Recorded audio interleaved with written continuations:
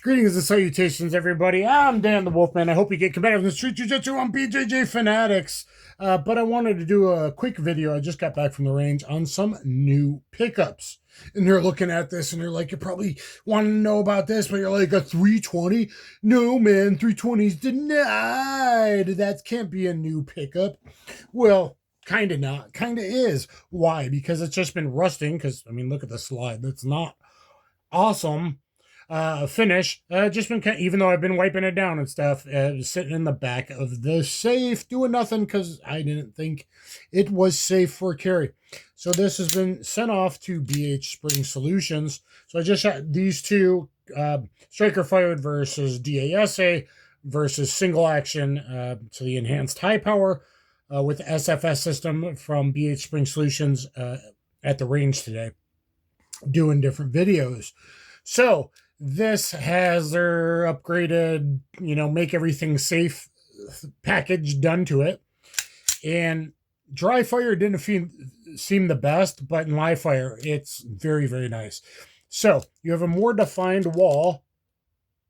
I use my distal joint, but I'll use the tip for the sake of the video. More defined wall. There's a little bit of creep break.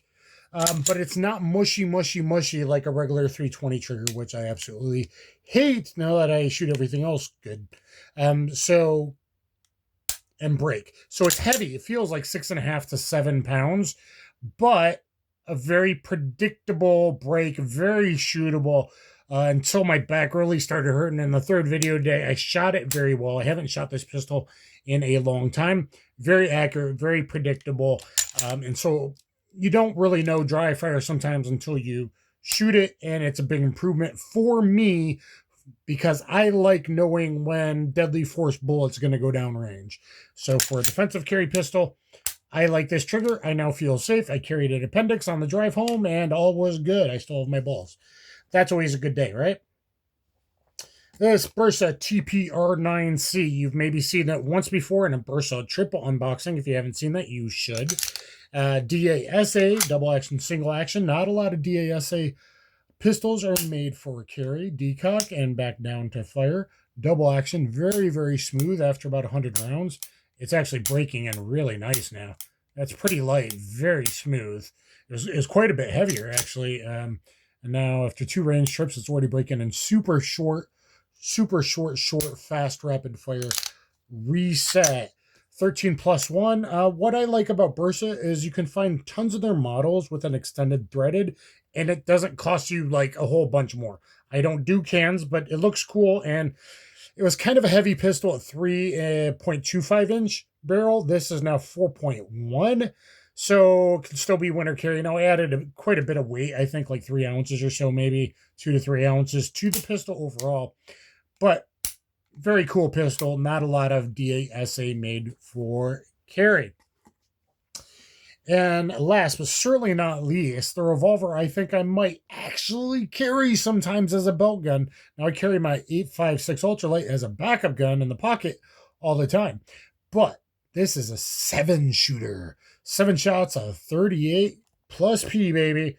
We got 7 shots there. It's this old school Taurus 817 ultralight. This is only 21.5 ounces unloaded.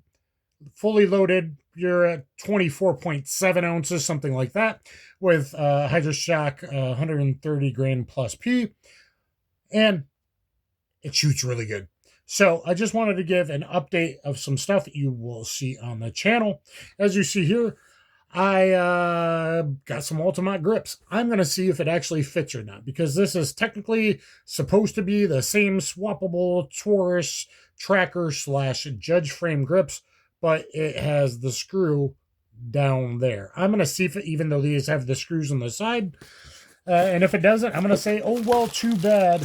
Of course, I can't show it, but we are now going to see. And I think it's going to add too much weight to it, so I'm really going to keep the rubber grips on.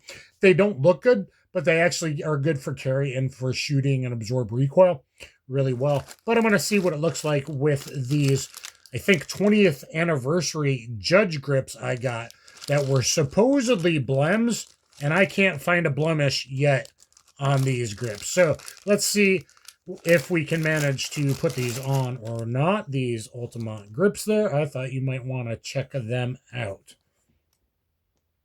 And through the power of movie magic, that's what they look like if I was going to open carry it in this Azula holster. Now, it's not as tall from top to bottom as a Taurus 66 Combat, which you should check out all my videos on. So it's a little bit loose in this L-frame Azula holster, but nice chance to show off the Azula holster. And it would look good there if I was going to a barbecue. No, I didn't modify anything. Wooden stocks or grips. Grips are known as stocks back in the day. Now it looks classier, but I just added 1.5 ounces. It's longer here. It definitely wouldn't conceal as good. So maybe I would learn how to shoot it if I was going to carry this 3 o'clock. But I actually did carry it the other day to a restaurant. Appendix. Kind of instead of 1 o'clock is my big belly, kind of 2 o'clock, and try to wrap the grip around my belly. So if you're a big belly guy, you might want to think about that. But there is a 20th anniversary. I think it's 20th. I think it's 20th. Is it 30th or 20th? Maybe that's the blim. I can't tell a blim on here. 20th or 30th. I used the screw at the bottom. I could also put a screw in there, I suppose, if I wanted to. So I didn't realize it was cut out for both. Looks like they're not fitting quite together. There we go. That's a little tighter. But it looks really nice. So let me know if you guys like these grips. Now, it feels a little funny because it's only, maybe it's a 2.1 inch barrel. I hope it is. I think it is because it's so big down here. It fills your sinus more, but kind of feels like you want to hip shoot, point shoot it down at the hip. And then this would be good, but you got to break your wrist more forward. I like a kind of high horn grip. You got to break your wrist more forward. Sorry about the shadows. Let's show you the trigger pull.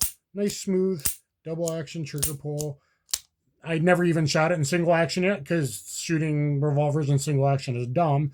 So I haven't even done it yet. Actually, I've already filmed a range review with it. Nice single action. It's a nice trigger, nice gun.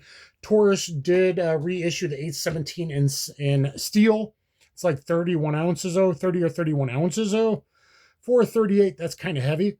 So I was hoping they'd reintroduce the ultralite and maybe with a push pin front so you could put an XS night sight or XS gold bead they have now for the 856, XS sights, targets online, holster. I'm Dan the Wolfman. You might want to know that.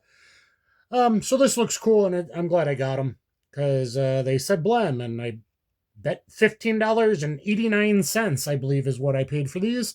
And I don't know, they're $65 or $75 grips at Altamont, I suppose. Altamont has sent me 2 free pair in the past, but I just didn't want to bug them. And, looks kind of cool, but it's kind of, these are too big for something without judge weight hiding in front. But resale value-wise, that probably helps out my resale value quite a bit if I ever have to when I get older, or I leave the country. So anyway, guys, I hope you like a little look-see of what might be coming back. Let me know which of these are your favorite. If you got a 320, I'm going to say, yeah, go send it off because I like the way it shoots now, and I trust it, and that's better than nothing. And this is an awesome pickup, only made from 1999 to 2006. Taurus said no plans right now for that, but maybe if enough of you bug them, I said, should I even mention it? I said, yeah, go ahead. So this thing's really sweet. And this are some great budget buys. You might want to check out the TPR9 or TPR9c and other Bersas, like I said, especially if you got cans. I don't, but I don't want to be the first on the list. So anyway, guys, thumbs up, share, subscribe, and let me know. Otherwise, I'll, take care of business. Kaboom.